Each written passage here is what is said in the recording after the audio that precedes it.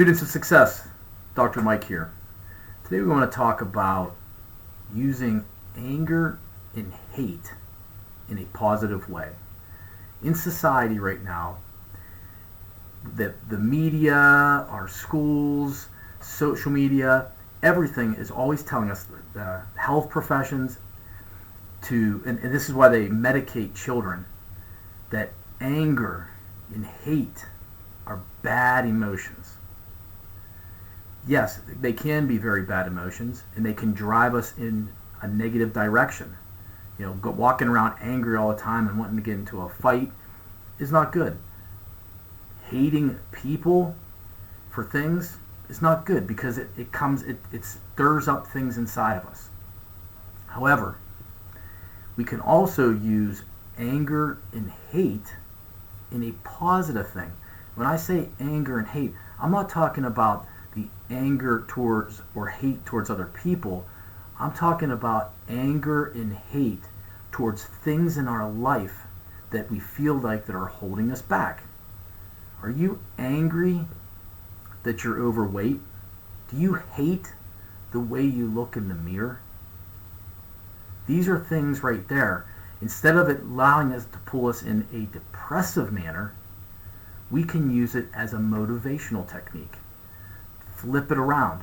But the first thing we need to do is become aware of our anger and what is causing this anger in our lives. Once we become aware of it, the next thing to do is to be able to channel it. And I use health and fitness because I believe that if we are not fit, if we are not healthy, the best career is useless. The best relationships are useless. Because if we are not happy with ourselves, we don't have a sense of pride, then we can't excel in those other areas. Your fitness and your health are the foundation. And that should be completely obvious to every single person that is alive. Because if you're not alive, none of the other things matter. And the last thing we want is to have regrets of living a less than satisfied, a less than productive life that we could have had. So I want you to be able to get angry every morning. We need more anger. Get angry. Hate. Use hate. I hate that I eat snacks at night. I hate that I drink. I hate that my stomach is rolling over my pants. I hate it.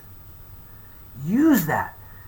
Use that as energy, as fuel to be able to push you through workouts. Use that anger. Anger, no matter what the anger is in your life, use it and transform it. Because to me, anger, and you've probably heard this story before, but it means so much here. It's like anger and hate can be like water behind a dam. That water, if that dam is let open, if your anger is let open, if your hate is let open, it can be incredibly destructive, not only to yourself, but to the people around you. But if you channel that water behind the dam, man, it could create enough energy to fuel an entire town. The same can be said about you. If you take that anger and you take that hate and you channel it in the right direction, you can see amazing results in your life. So instead of going to the doctor and being prescribed medications for depression, for anxiety, for all these things, take that anger. I'm not telling you not to go to the doctors, but what I'm telling you is to take that anger. You see it in kids today that are in school. I mean, boys. My message is for men, for boys, that as soon as a kid has anger issues, they'll put them on medication. Instead of teaching that child to take that anger and use it in a productive manner. We can't just medicate ourselves. Of course they want us to be that way. They want it to be like that. And just think, just because you're winning doesn't mean somebody else is losing. But that's an entirely different video right there. But basically, the whole idea of this little talk right here was about using anger and using hate to fuel us in our journey towards success. There's only so many tomorrows, and I can't stress that enough. And especially, I want to especially start talking to the men that are 50 or older, that maybe that their children are growing and maybe they're just off to college, they're at home, and we see this part of our life. I was at a basketball game the other night, and I'm looking around at all these dads. They're just, I'm not saying they're not bad people. They're not living their highest potential. They're fat. They're overweight. There's nobody that could tell me that they are happy and living a productive life that has a gut hanging over their pants. It's not possible. You can lie to yourself. You can try to, make excuses. And I know that there are issues. We'll get into another video on people in our lives that hold us back because they feel like if you're winning, they're losing, and they don't want to do the work, so it's better to keep you in a low, unproductive manner so they don't feel bad.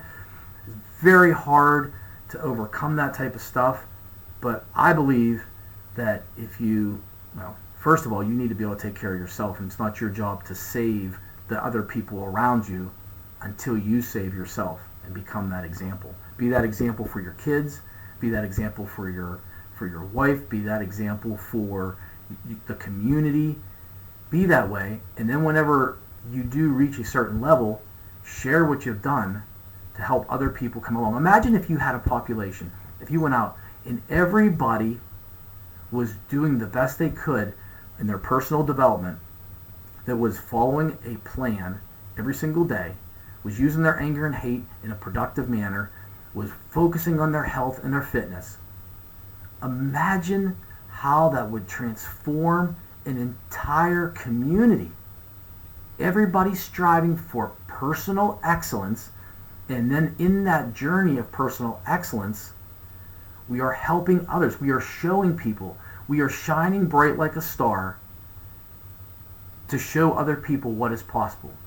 Unfortunately, when you start shining, you shine a light on other people's dysfunctions, their insecurities, their fears, and if they're not willing to do the work, they're going to do everything in their power to try to destroy you. And it's a sad state when that happens. And I expect it to come, especially this summer. I expect these types of things where people, and unfortunately you're going to lose some friends, but I would rather lose some friends than to lose my life, to lose the possibilities of living for the next 20, 30 years. And there's a big difference between being alive and living. Sure, you can be alive and you're laying in your bed and you're a fat, sloppy mess, or you can live and be fit and be able to be out there doing things and having experiences in life. So, really think about it, guys. You get one chance in this life. There's only so many tomorrows. You're only going to wake up so many more times in your life. And I know I say that a lot, and after turning 50, and I hope to be really talking to those guys that are in that 50 plus range for them to understand. It'd be great if people would understand it earlier. It's hard when you're younger. This message doesn't really resonate because you think you're going to live forever, and I understand that. And there are still people that are in their 50s think, I'll take care of this tomorrow, and then their tomorrow doesn't come, or they get that diagnosis. And it's not to say that if you work on your health and your fitness that you're not going to get sick at some point in time, but your chances are less, for sure.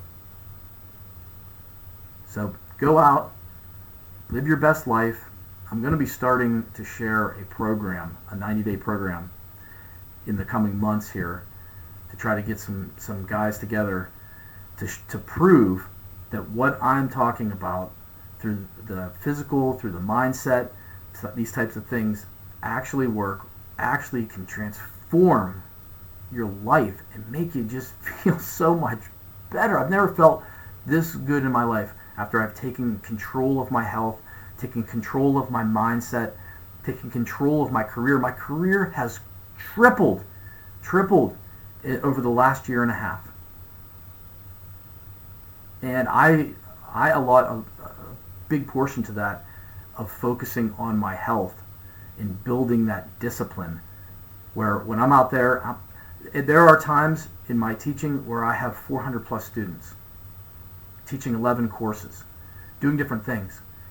It was overwhelming at one point, but now that I've developed that physicality, that discipline, I have a routine, I take care of my business, and I still have a lot of time left over at the end of the week.